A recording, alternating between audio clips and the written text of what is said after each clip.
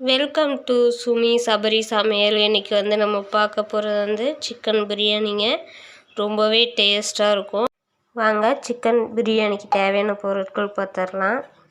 Medium size வெங்காயம் ஒரு 3 எடுத்துருக்கேங்க. Medium size தக்காளி ஒரு 4 எடுத்துருக்கேன். ஏலக்காய் ஒரு 6 எடுத்துருக்கேங்க.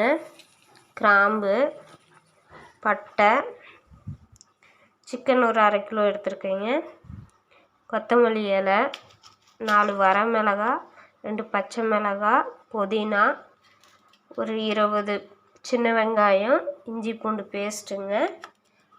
அடுத்து அரிசி ஊற வச்சு எடுத்துருக்கேங்க. இந்த கப்பில் நான் ஒரு 1.5 கப் அளவு எடுத்துருக்கேன் அரிசி. இப்போ இந்த சின்ன வெங்காயத்தை போட்டுடலாங்க. அடுத்து இந்த 4 வரமிளகாவும் சேர்த்துடலாம். 4 ஏலக்காய், பட்டை கொஞ்சங்க. நம்ம எண்ணெயில் கொஞ்சம் போடுறதுக்கு வச்சுட்டு அதிகமாக பட்டை சேர்க்கணுங்க. அதனால் கொஞ்சமாக மட்டும் நம்ம எண்ணெயில் சேர்க்கறதுக்கு வச்சுட்டு மீதியெல்லாம் இதில் போட்டுடலாங்க. கிராம்பு, அடுத்து இந்த பிரியாணி மசாலா பாக்கெட்டுங்க. இது அப்படியே இதில் சேர்த்துடலாம்.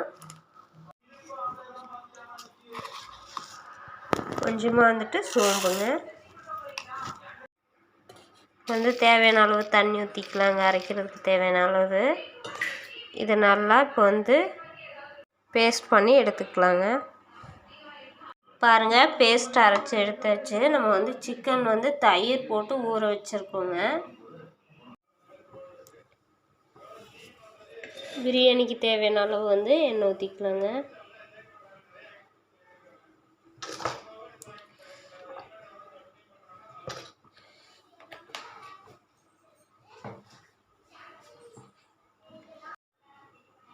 அடுத்து நெய் சேர்த்துக்கலாங்க.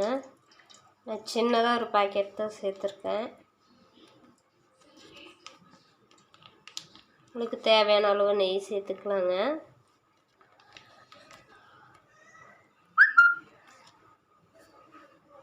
அடுத்து பிரியாணி இலை, பட்டை, கிராம்பு, ஏலக்காய் எல்லாத்தையும் சேர்த்துக்கலாங்க. நம்ம ஏற்கனவே பேஸ்ட் பண்ணி வச்சுருக்கோம். அதனால் நம்ம கம்மியாகவே சேர்த்துக்க போகிறோம். அடுத்து வெங்காயம் சேர்த்துக்கலாங்க.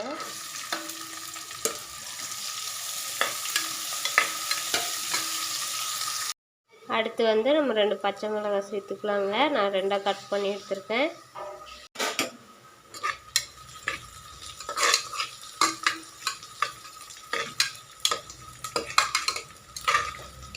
பாருங்கள், வெங்காயம் நல்லா வணங்கிருச்சு.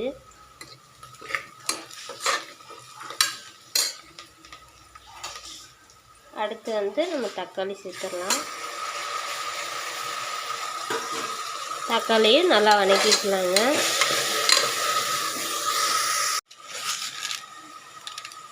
அடுத்து தேவையான அளவு உப்பு சேர்த்துக்கலாங்க.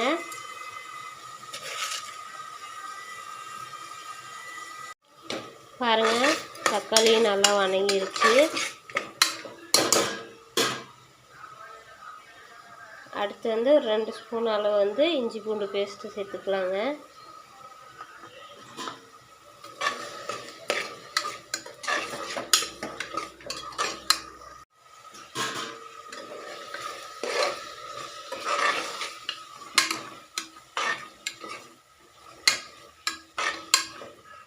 பாருங்கள், நம்ம அரைச்சி எடுத்துருக்கிற பேஸ்ட் சேர்த்துக்கலாம்.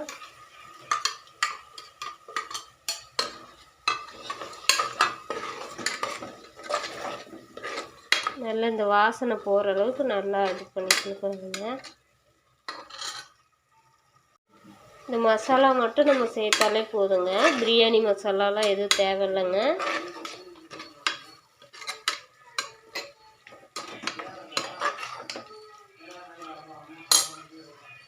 அடுத்து கொத்தமல்லி இலைங்க.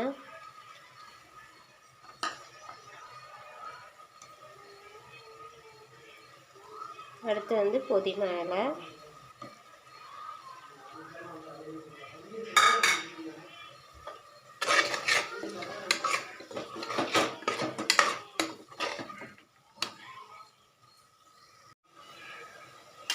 அடுத்து வந்து நம்ம சிக்கன் சேர்த்துடலாங்க.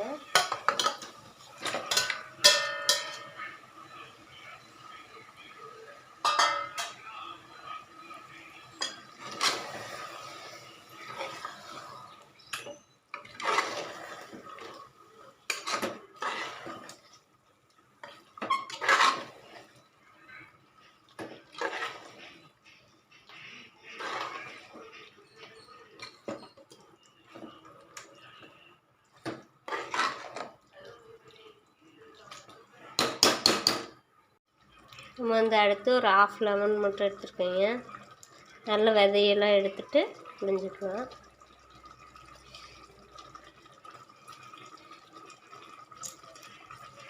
நம்ம தயிர் சேர்த்துக்கிறதுனால ஒரு 1/2 லெமன் மட்டும் எடுத்தால் போதுங்க. பாருங்கள், சிக்கன் பீஸ்லாம் நல்லா கலர் மாறிடுச்சு, ஒயிட் கலரில் வந்துருச்சு.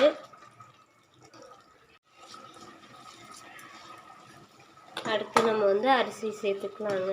கலர் கேண்டி லைட்டாக கொஞ்சமாக வந்துட்டு நான் கேசரி பவுடர் சேர்த்துருக்கேங்க. ரொம்பலாம் சேர்க்கலைங்க, கொஞ்சமாக தான், லைட்டாக தான் சேர்த்துருக்கேன்.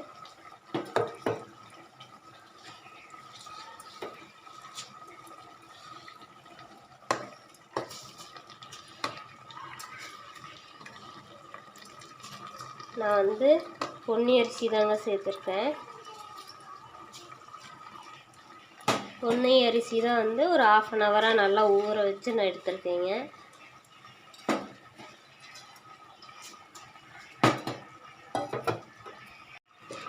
வந்து அரிசி, சிக்கன் பீஸு எல்லாத்தையும் வந்து மிக்ஸ் பண்ணிடலாங்க.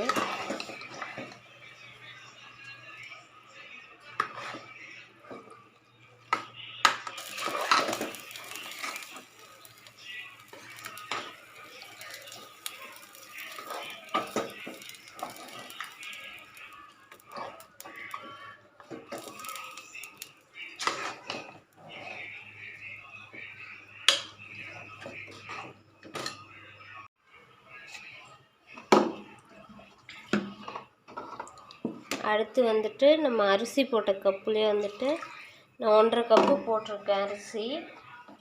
அதனால் வந்துட்டு நான் 3 கப்பு அளவு தண்ணி சேர்த்துருக்கேங்க.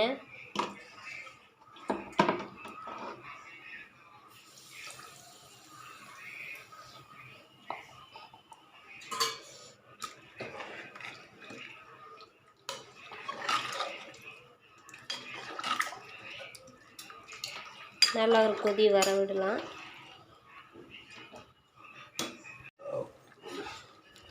பாருங்க, ஒரு கொதி வந்துருச்சு. நம்ம இப்போ எல்லாத்தையும் கொஞ்சம் லைட்டாக அப்படியே மிக்ஸ் பண்ணி விட்டுட்டு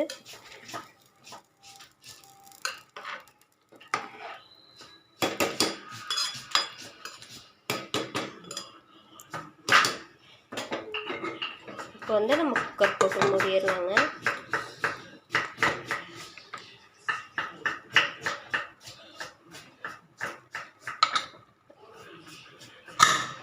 தம் போட்டுடலாம். ஒரு 2 விசில் விட்டு எடுத்துக்கலாங்க.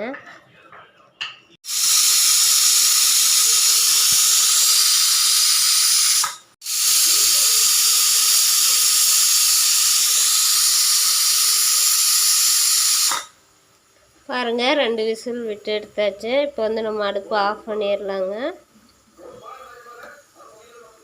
நல்லா தம் போக வச்சு நம்ம ஓப்பன் பண்ணி பார்த்துக்கலாம். பாருங்கள், அடுத்து நம்ம தயிர் பச்சடி ரெடி பண்ணி எடுத்துக்கலாம். நான் வந்துட்டு பெரிய வெங்காயம் 1 எடுத்துருக்கேங்க.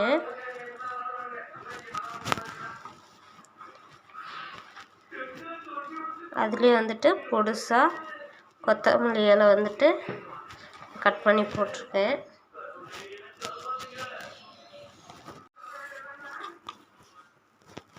அடுத்து வந்து தயிருக்கு தேவையான அளவு உப்பு சேர்த்துக்கலாங்க.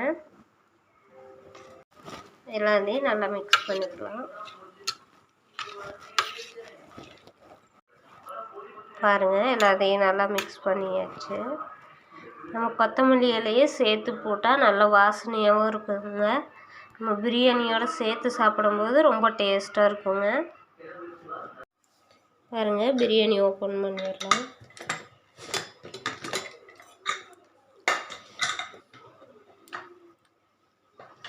பாருங்கள், பிரியாணி ரொம்பவே டேஸ்ட்டாக ரெடி ஆயிடுச்சு.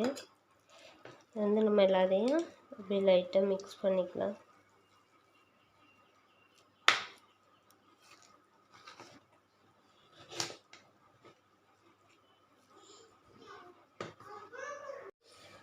பாருங்கள், பிரியாணி ரொம்ப டேஸ்ட்டாகவே ரெடி ஆயிடுச்சுங்க. நம்ம பிரியாணி மசாலா சேர்க்கவே தேவையில்லைங்க, ரொம்பவே டேஸ்ட்டாக இருக்குங்க. நீங்கள் வீட்டில் ஒரு டைம் ட்ரை பண்ணி பாருங்கள். பாருங்கள், சிக்கன் பிரியாணி ரெடி ஆயிடுச்சு. நீங்கள் வீட்டில் இதே மாதிரி ஒரு டைம் ட்ரை பண்ணி பாருங்கள், ரொம்பவே டேஸ்ட்டாக இருக்கும்.